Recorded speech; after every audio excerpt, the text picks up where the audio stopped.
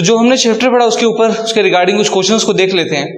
Question number 1 है, what do you understand by lone pair and shared pair. इस question में आपसे पूछा जा रहा है कि lone pair and share pair से आप क्या समझते हैं।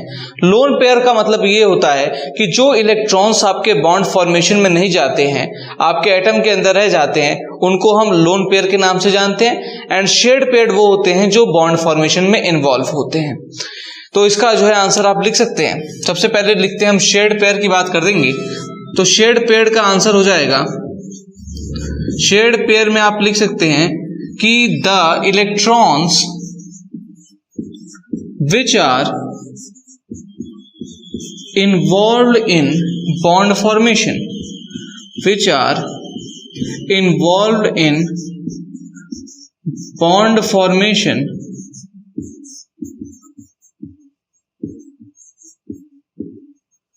are known as shared pair electrons, are known as shared pair।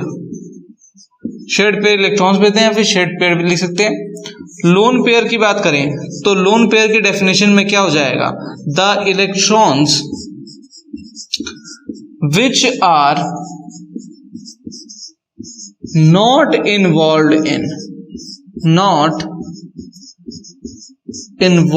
in bond formation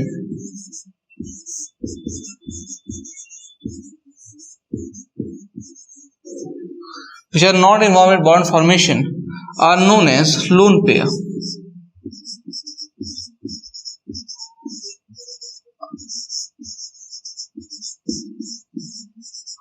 ये तो हो गई डेफिनेशन की बात।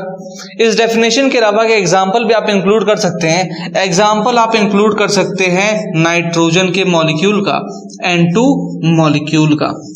अब यहां पर क्या होगा नाइट्रोजन के मॉलिक्यूल के केस में कि जो नाइट्रोजन होता है उस नाइट्रोजन का आपका जो है एटॉमिक नंबर होता है 7, यानी कि कॉन्फ़िगरेशन होता है 2,5 का। 5 इलेक्ट्रॉन्स एक एटम के पास होते हैं। यहां पर क्या होता है 3 इलेक्ट्रॉन की शेयरिंग हो जाती है एंड 2 इलेक्ट्रॉन जो होते हैं वो रह जाते हैं। जो 2 इलेक्ट्रॉन रह जाते हैं वो लोन पेयर में चले जाते हैं एंड जो शेयरिंग के लिए चले जाते हैं वो हो जाते हैं हमारे शेयर्ड पेयर। तो यहां पर क्या हो जाएगा, इसका स्ट्रक्चर भी आप बना के दिखाएंगे यहां पर। तो ये आपका एक नाइट्रोजन का जो एटम होगा, ये हो गया दूसरा नाइट्रोजन का एटम। तो यहां पर क्या हो गया कि इस नाइट्रोजन ने यहां पर 3 इलेक्ट्रॉन दिए, इस नाइट्रोजन ने यहां पर 3 इलेक्ट्रॉन दिए एंड इसके बाद 2 बच गए एंड इसके पास भी 2 बच गए। ऑक्टेट दोनों का कंप्लीट हो रहा है। यहां पर जो बच रहे हैं इनको हम लोन पेयर के नाम से जानेंगे एंड जो यहां पर शेयरिंग के लिए चले गए उसको हम शेयर्ड पेयर के नाम से जान जाएंगे। क्वेश्चन नंबर 2 है, the molecules which contains a triple covalent bond is A ammonia, B methane, C water and D nitrogen.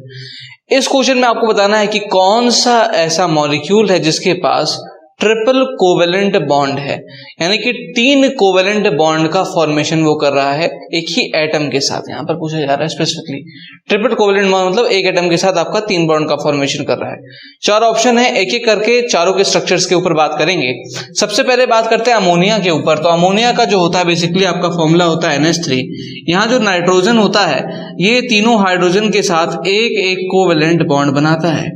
ये बेसिकली आपका 3 कोवेलेंट बॉन्ड बना रहा है, लेकिन ये 3 covalent bond triple covalent bond नहीं कहलाएंगे क्योंकि यहां पर एक एटम के साथ 3 कोवेलेंट बॉन्ड नहीं बन रहे हैं। दूसरा है आपका मीथेन। मीथेन का फॉर्मूला होता है CH4। यहाँ पर कार्बन जो होता है वो चारों हाइड्रोजन के साथ एक कोवेलेंट बॉन्ड बना के अपना ऑक्टेट पूरा करेगा, हाइड्रोजन का डुप्लेट पूरा करेगा। तो यहाँ पर क्या हो जाएगा, एक हाइड्रोजन देन एक हाइड्रोजन देन एक हाइड्रोजन एंड यहाँ पर भी एक हाइड्रोजन। यहाँ पर 4 कोवेलेंट बॉन्ड बन रहे हैं, लेकिन किसी भी एटम के साथ 3 कोवेलेंट बॉन्ड नहीं बन रहे। वाटर की बात करेंगे तो वाटर होता है H2O। यहाँ पर क्या होगा कि जो ऑक्सीजन है वो 2 जहां पर अपना ऑक्टेट कंप्लीट करने के लिए 2 बॉन्ड बनाएगा 2 हाइड्रोजन के साथ, हाइड्रोजन का डुप्लेट पूरा होगा और उसका जो है ऑक्टेट पूरा होगा। यहां पर ये ऑक्सीजन हो गया, यहां पर ये हाइड्रोजन एंड यहां पर ये हाइड्रोजन। नाइट्रोजन की बात करें तो यहां पर इसका फॉर्मूला हो जाएगा N2। नाइट्रोजन जो होगा वो दूसरे नाइट्रोजन के साथ ट्रिपल कोवेलेंट बॉन्ड बनाएगा, 3 कोवेलेंट बॉन्ड बनाएगा। ये नाइट्रोजन ये ट्रिपल बॉन्ड बना के N होगा क्या कि बेसिकली आपका जो नाइट्रोजन होता है उसका एटॉमिक नंबर होता है 7, 2,5 इसका कन्फिग्रेशन हो जाएगा। 2 इसके पास जो है इलेक्ट्रॉन्स लोन पेयर में चले जाएंगे एंड 3 जो है बॉन्डिंग में चले जाएंगे। तो इसका जो स्ट्रक्चर होगा, जो आपका अगर डॉट स्ट्रक्चर आप बनाएंगे तो इस तरीके से बन जाएगा इसका। ये एक नाइट्रोजन हो गया एंड एक ये नाइट्रोजन हो गया। यहां पर इसने 3 इलेक्ट्रॉन भेज दिए, इसने 3 इलेक्ट्रॉन भेज दिए, 2 इसके पास बच गए, 2 इसके पास बच गए। इस तरीके से इसका बॉन्ड फॉर्मेशन हो गया। ट्रिपल बॉन्ड जो आपका नाइट्रोजन को देखने को मिलेगा, तो नाइट्रोजन ऑप्शन बिल्कुल करेक्ट हो जाएगा। क्वेश्चन नंबर 3 है, give reasons hydrogen chloride can be termed as polar covalent compound. इस क्वेश्चन में आपको बताना है रीजंस क्या क्या होंगे कि हाइड्रोजन क्लोराइड को यानी कि HCl को हम पोलर कोवेलेंट कंपाउंड क्यों कहते हैं। तो होता क्या है बेसिकली आपका, अगर HCl की बात की जाए, हाइड्रोजन क्लोराइड मतलब होता है HCl। यहां पर क्या होगा आपका बेसिकली, आपका जो क्लोरीन एटम है इसका आपका जो है इसका एटॉमिक नंबर होता है 17, इलेक्ट्रॉनिक कन्फिग्रेशन हो जाएगा 2,8,7। तो यहां पर क्या हो गया कि 7 इसका जो है इलेक्ट्रॉनिक कन्फिग्रेशन, मतलब 7 जो है इसके लास्ट जो है अल्टीमेट शेल के अंदर आ रहा है। एक इलेक्ट्रॉन की इसको रिक्वायरमेंट है अपना ऑक्टेट पूरा होने के लिए, वो क्या करेगा, एक इलेक्ट्रॉन को रिलीज करके यहां पर हाइड्रोजन के साथ बॉन्ड का फॉर्मेशन करेगा, ताकि जो है क्लोरीन का ऑक्टेट पूरा हो एंड हाइड्रोजन इसलिए बॉन्ड करेगा ताकि उसका डुप्लेट पूरा हो। तो होगा क्या कि यहां पर H जो है एंड ये Cl है, लास्ट में 7 होंगे तो ये हो गया 1 2 3 4 5 6, एक इलेक्ट्रॉन यहां पर दे दिया एंड इसने 1 दे दिया। अब ये इस तरीके से आपका बॉन्ड का फॉर्मेशन हो रहा है। ये हो गया HCl का आपका मॉलिक्यूल बन गया। यहां तक तो बात सही थी। अब हुआ क्या इसके आगे, इसके आगे फैक्टर लग गया आपका इलेक्ट्रोनेगेटिविटी का, इलेक्ट्रोनेगेटिविटी का। हुआ क्या कि आपका जो क्लोरीन होता है वो ज्यादा इलेक्ट्रोनेगेटिव होता है as compare to hydrogen. Electronegativity एक प्रॉपर्टी होती है किसी भी एटम की कि वो शेयर्ड पेयर इलेक्ट्रॉन को अपनी तरफ खींचते हैं। क्या हो गया, इलेक्ट्रोनेगेटिव एक टेंडेंसी जिससे शेयर्ड पेयर इलेक्ट्रॉन को अपनी तरफ खींचा जाता है। अब हो क्या गया कि यहां पर आपका क्लोरीन ज्यादा इलेक्ट्रोनेगेटिव था हाइड्रोजन के कंपेयर में, तो उसने क्या किया कि ये जो आपका बॉन्ड है यानी कि शेयर्ड पेयर इलेक्ट्रॉन है, इसको उसने अपनी तरफ खींचने की कोशिश की। अपनी तरफ खींचा तो क्या हुआ, अपनी तरफ खींचेगा तो होगा ये कि यहां पर जो HCl था आपका, अभी शेयर्ड पेयर इलेक्ट्रॉन क्लोरीन की तरफ जा रहा है, इससे हो क्या रहा है कि अब इलेक्ट्रॉन इसकी तरफ जाएगा तो क्या होगा, नेगेटिव चार्ज डेवलप हो जाएगा। तो इसके ऊपर एक पार्शियल नेगेटिव चार्ज डेवलप हो जाता है एंड अगर इधर पार्शियल नेगेटिव चार्ज आ गया तो दूसरी साइड में आ जाता है पार्शियल पॉजिटिव चार्ज। तो partial negative and partial positive charge का फॉर्मेशन हो गया। अब क्या हो गया, इसलिए कोवेलेंट बॉन्ड तो अभी भी मौजूद है, लेकिन यहां पर क्या हो गया कि यहां पर चार्ज आ गए, पार्शियल चार्ज आ गए लेकिन चार्ज तो आए, तो इनको इसीलिए पोलर कोवेलेंट बॉन्ड कहा जाता है या फिर पोलर कोवेलेंट कंपाउंड्स की श्रेणी में डाल दिया जाता है। तो रीजन ये हो जाएगा, आप लिखेंगे इस तरीके से, आप बॉन्ड बनाने के बाद लिख देंगे कि chlorine is more electronegative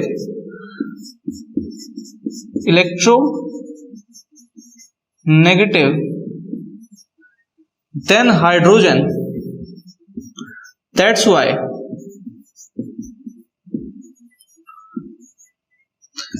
it will pull the shared pair electron towards itself. Shared pair electron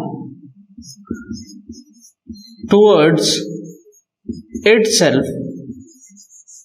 and will develop partial negative charge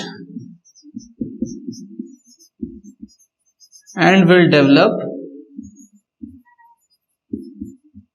partial negative charge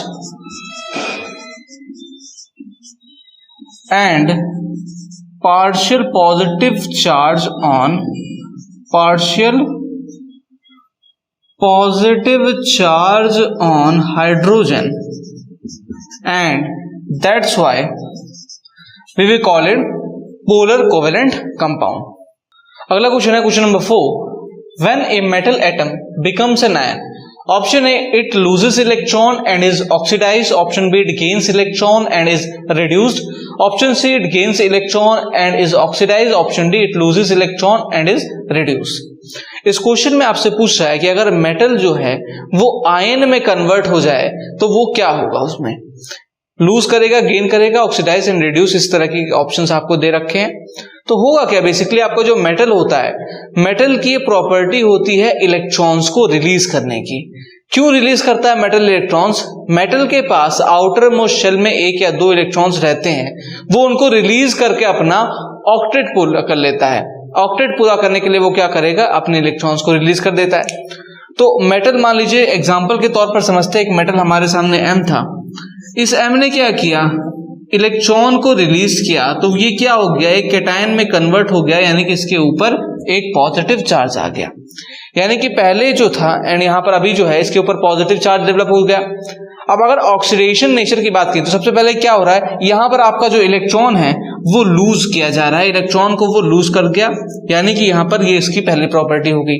अगर हम बात करें कि ऑक्सीडेशन हो रहा है, रिडक्शन हो रहा है, तो यहाँ पर आप इस रिएक्शन को ध्यान से देखेंगे तो यहाँ पर जो इस मेटल का ऑक्सीडेशन नंबर था वो 0 था. 0 था यहाँ पर मेटल का ऑक्सीडेशन नंबर, इसके ऊपर कोई चार्ज डेवलप नहीं था. यहाँ पर इसके ऊपर एक चार्ज डेवलप हो गया, यानी कि इसका ऑक्सीडेशन नंबर यहाँ पर +1 का हो गया. अब हो क्या रहा है कि 0 से आपका +1 बड़ा है, यानी कि गेन हो रहा है. ऑक्सीडेशन नंबर में यहाँ पर आपको गेन देखने को मिल रहा है. तो जहां पर ऑक्सीडेशन नंबर में गेन देखने को मिलता है, हम वहां कहते हैं कि यहां पर ऑक्सीडेशन हो रहा होता है. जहां पर आपका जो है ऑक्सीडेशन नंबर में गेन होगा वहां ऑक्सीडेशन होता है. जहां ऑक्सीडेशन नंबर में लूज होता है, यानी कि कम हो जाता है, वहां पर हम कहेंगे कि रिडक्शन होता है. यहां पर गेन हो रहा था तो ऑक्सीडेशन हो रहा है यहाँ पर, यानी कि इलेक्ट्रॉन को वो लूज कर रहा है एंड साथ ही साथ ऑक्सीडेशन हो रहा है. ऐसा ऑप्शन कहां प्रेजेंट है, ये ऑप्शन नंबर ए में प्रेजेंट है. It loses electron and is oxidize. Option number इस केस में आपका ए बिल्कुल करेक्ट हो जाएगा. अगला क्वेश्चन है question number 5. Draw an electron dot diagram of the structure of hydronium ion. State the type of bonding present in it. इस question में आपको हाइड्रोनियम आयन का स्ट्रक्चर ड्रॉ करना है. हाइड्रोनियम आयन मतलब H3O पॉजिटिव आयन, एंड यहां पर आपको उसमें कितने टाइप की बॉन्डिंग प्रेजेंट है, कौन कौन सी बॉन्डिंग प्रेजेंट है वो मेंशन करनी है. तो ये बात करते हैं, तो हमें स्ट्रक्चर बनाना है H3O पॉजिटिव का. H3O पॉजिटिव बनता कैसे है, यहाँ पर क्या होता है कि H2O में यहाँ पर H+ का एडिशन हो जाता है, तो हमारा जो है बन जाता है H3O पॉजिटिव. इस तरीके से H3O पॉजिटिव में होता क्या है कि आपका वाटर मॉलिक्यूल्स होते हैं. तो होता क्या है, वाटर का स्ट्रक्चर बनाएंगे तो ये ऑक्सीजन है, एक जो है कोवेलेंट बॉन्ड यहाँ पर ऐसे बन गया, एक कोवेलेंट बॉन्ड ऐसे बन गया. होता क्या है कि ऑक्सीजन में हमारे पास आउटर मोस्ट कॉन्फ़िगरेशन जो है आपका इसमें बनता है 2,6 का. 8 इलेक्ट्रॉन्स होते हैं, 2,6 का कॉन्फ़िगरेशन होता है. 6 में से क्या होता है, 6 में से 2 इलेक्ट्रॉन जो है बॉन्डिंग के लिए चले जाते हैं, 4 इलेक्ट्रॉन बच जाते हैं. 4 इलेक्ट्रॉन का बचना मतलब 2 लोन पेयर का बचना. तो इसके पास क्या रहता है कि 2 लोन पेयर जो होते हैं मौजूद हो जाते हैं. 2 लोन पेयर यहां पर इस तरीके से मौजूद हो जाते हैं. अब यहां पर H+ आता है. H+ के पास क्या होता है कि हाइड्रोजन के पास 1 इलेक्ट्रॉन होता है. अब यहां पर एक भी इलेक्ट्रॉन नहीं है, वो 1 इलेक्ट्रॉन भी रिलीज कर दिया इसने. हाइड्रोजन क्या करता है, डुप्लेट का फॉर्मेशन करता है, हीलियम के अबाउट जो है अपना इलेक्ट्रॉनिक कन्फिगरेशन ले जाके स्टेबल होना चाहता है. अब इसके पास एक भी इलेक्ट्रॉन है, इसके पास जो है 2 लोन पेयर प्रेजेंट है. अब वो क्या करेगा, एक लोन पेयर को शेयर कर देगा, एक लोन पेयर की शेयरिंग करेगा. तो क्या करेगा, इस लोन पेयर को उसने उठाया एंड यहां पर इस तरीके से शेयर कर दिया. ये हो गया, इस तरीके से आपका ये बन गया.